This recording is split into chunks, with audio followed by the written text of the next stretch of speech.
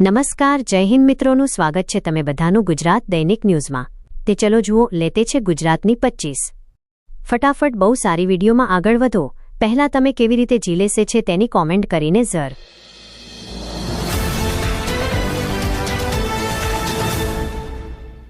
Ahmedabad 7 day school. Ahmedabad શહેરના ખોખરા વિસ્તારમાં આવેલી 7 ડે સ્કૂલમાં ધોરણ 8ના વિદ્યાર્થીએ ધોરણ 10ના વિદ્યાર્થીની ચાકુ મારીને હત્યા કરી નાખતા ચકચાર મચી ગઈ છે।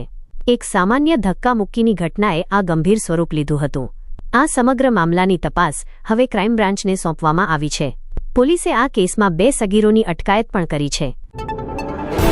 રેન નાઉકાસ્ટ। રાજ્યમાં સૌરાષ્ટ્ર અને દક્ષિણ ગુજરાત વિસ્તારોમાં ભારેથી અતિભારે વરસાદ ખાબક્યો છે, જેમાં જૂનાગઢના મેંદરડા, કેશોદ, વંથલી સહિતના વિસ્તારોમાં 10 ઇંચથી વધુ વરસાદ નોંધાયો છે।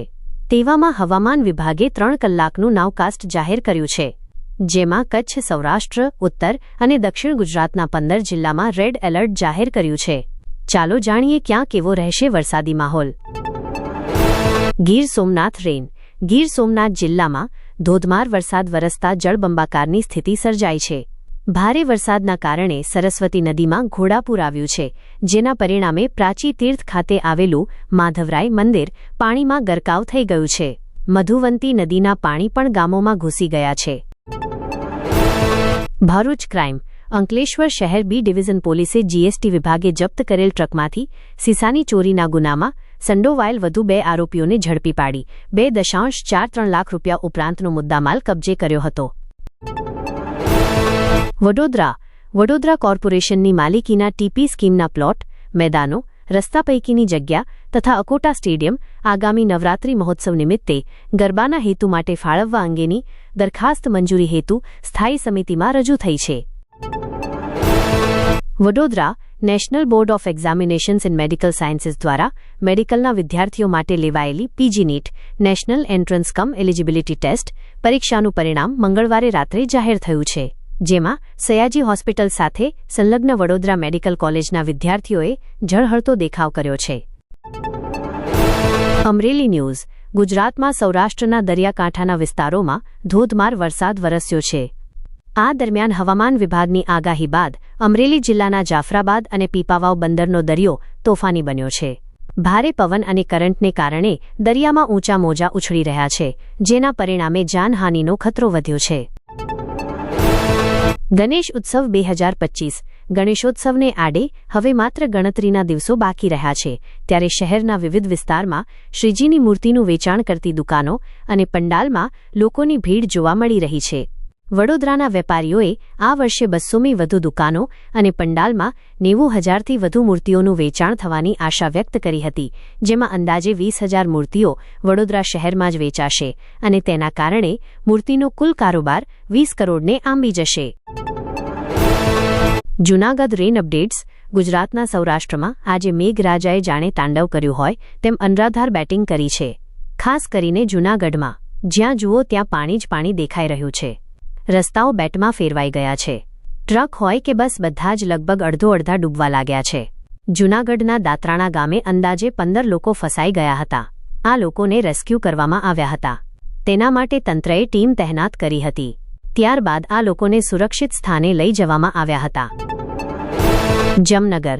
જૈન સમુદાયના પાવનકારી પર્યુષણ મહાપર્વની આજે તા દશાંશ 20મીથી આરંભ થઈ રહ્યો હોવાથી જૈનોમાં ધાર્મિક ઉમંગ વ્યાપ્યો છે। 7 દિવસના આ તહેવાર દરમિયાન વ્યાખ્યાનો, સમૂહ પ્રતિક્રમણનું આયોજન કરવામાં આવ્યું છે। સામાન્ય રીતે જુદા જુદા દિવસોએ આવતી જૈનોના તમામ સંઘોની સંવત્સરી આ વખતે કેલેન્ડર તિથિ મુજબ ભાદરવા સુદ ચોથ તા દશાંશ 7 ઓગસ્ટના રોજ એક જ દિવસે ઉજવાશે। જામનગર રેન અપડેટ। જામનગર શહેર અને જિલ્લામાં મેઘરાજાની મહેર અવિરત ચાલુ રહી છે અને ખાસ કરીને જામજોધપુર પંથકમાં ગઈકાલે દિવસ દરમિયાન 2 ઇંચ વરસાદ પડી ગયો હોવાના અહેવાલો પ્રાપ્ત થયા છે, જેને લઈને અનેક નદી નાળાઓમાં પૂર આવ્યા હતા। ગુજરાત હાઈકોર્ટ। ગુજરાત હાઈકોર્ટમાં સ્પેશિયલ સિવિલ એપ્લિકેશન અને સંલગ્ન અરજી મુદ્દે વર્ષ 2024ની વિદ્યા સહાયક ભરતીમાં અરજી કરનારા ઉમેદવારો માટે એક અગત્યનો નિર્ણય લેવાયો છે। જે ઉમેદવારોએ પોતાની નોકરી ચાલુ હોય તે દરમિયાન નિયમિત અભ્યાસથી વધારાની લાયકાત મેળવી હશે, જેમણે હવે પોતાના ગુણ દૂર કરવા માટે સંમતિ આપી છે, તેમને રૂબરૂ સુનાવણી માટે બોલાવવામાં આવી રહ્યા છે। સુરત પાલિકા સંચાલિત શાળા શરૂ થયાને 3 મહિનાનો સમય થઈ ગયો છે, તેમ છતાં નવી શરૂ થયેલી હિન્દી માધ્યમની 3 થી 4 શાળામાં અંગ્રેજી વિષયના પુસ્તકો મળ્યા નથી. આ પાઠ્યપુસ્તક આવ્યા નથી અને હાલ ત્રિમાસિક પરીક્ષા પણ શરૂ થઈ ગઈ છે, તેથી પુસ્તકો અંગ્રેજી અને ગુજરાતી ભાષાની પરીક્ષા પાઠ્યપુસ્તક વિના જ આપી રહ્યા છે. પંચમહાલ ન્યૂઝ. ગુજરાતમાં નાની વયની યુવતીઓને ભગાડી જવાનું સુવ્યવસ્થિત ષડયંત્ર ચાલી રહ્યું છે. 18 વર્ષની ઉંમર થઈ હોય તેવી યુવતીઓને ભગાડી જવાની ઘટનાઓમાં ચિંતાજનક હદે વધારો થયો છે. આવા ગંભીર મુદ્દાને લઈને આપના ધારાસભ્ય ગોપાલ ઇટાલિયાએ મુખ્યમંત્રીને મળી એવી રજૂઆત કરી કે ગુજરાતમાં લગ્ન નોંધણીનું કૌભાંડ ચાલી રહ્યું છે. પંચમહાલ જિલ્લામાં એક ગામમાં ગામની વસ્તી કરતાં લગ્ન નોંધણી વધુ થઈ છે. આ કેવી રીતે શક્ય બને? Surat corporation water bill. Surat પાલિકાની આગામી ચૂંટણી પહેલા લોકો માટે આફત બની રહેલા વોટર મીટર બિલનો પ્રશ્ન ફરી ઊભો થયો છે. વોટર મીટર બિલ અંગે લોકોમાં આક્રોશ અને ઘમાસાણ જોવા મળી રહી છે. તેવામાં પાલિકાના વિપક્ષે વોટર મીટર બિલ માફ કરવા તંત્રને પત્ર લખી આ દરખાસ્તને સામાન્ય સભામાં રજૂ કરવા જણાવ્યું છે. ભરૂચ ન્યૂઝ. અંકલેશ્વર ગામ ખાતે દાન અપાવવાની લાલચ આપી વૃદ્ધાએ પહેરેલ ₹1.67 કિંમતના સોનાના દાગીના થેલીમાં મુકાવી અજાણ્યા 2 ગઠિયા ફરાર થઈ જતા ફરિયાદના આધારે અંકલેશ્વર GIDC પોલીસે આરોપીઓની ધરપકડના ચક્રો ગતિમાન કર્યા હતા. Bharuch theft case. ઝાડેશ્વર ગામ ખાતે જન્માષ્ટમીની ઉજવણી હેતુ વતન ગયેલા પરિવારના બંધ મકાનને નિશાન બનાવી અજાણ્યા તસ્કરો ₹5.61 લાખ ઉપરાંતની કિંમતના સોના ચાંદીના ઘરેણાં ચોરી ફરાર થઈ જતા ભરૂચ CTC ડિવિઝન પોલીસે ફરિયાદના આધારે અજાણ્યા તસ્કરોની શોધખોળ હાથ ધરી છે. ભરૂચ ક્રાઇમ. શ્રીજીની સવારીમાં થયેલ ધક્કામુક્કીની અદાવત રાખી 3 મિત્રો ઉપર હુમલો કરી ધમકી આપવા મામલે ફરિયાદના આધારે ભરૂચ સિટી ડિવિઝન પોલીસે 4 શખ્સો વિરુદ્ધ ગુનો નોંધી કાયદેસરની કાર્યવાહી હાથ ધરી હતી. Ahmedabad 7th day school. અમદાવાદના ખોખરામાં ધોરણ 8ના વિદ્યાર્થીએ ધોરણ 10ના વિદ્યાર્થીની ચાકુ મારી હત્યા કરી દીધી હતી. 7th ડે સ્કૂલમાં ધક્કામુક્કી જેવી સામાન્ય બાબતે આ ઘટનાને અંજામ આપવામાં આવ્યો હતો. જો કે બાળકના મોત બાદ મૃતક વિદ્યાર્થીના પરિવારજનો તેમજ સમાજના લોકોએ સ્કૂલમાં ઘૂસી પ્રિન્સિપાલ અને સ્ટાફને માર્યા હતા અને ભારે તોડફોડ પણ કરી હતી.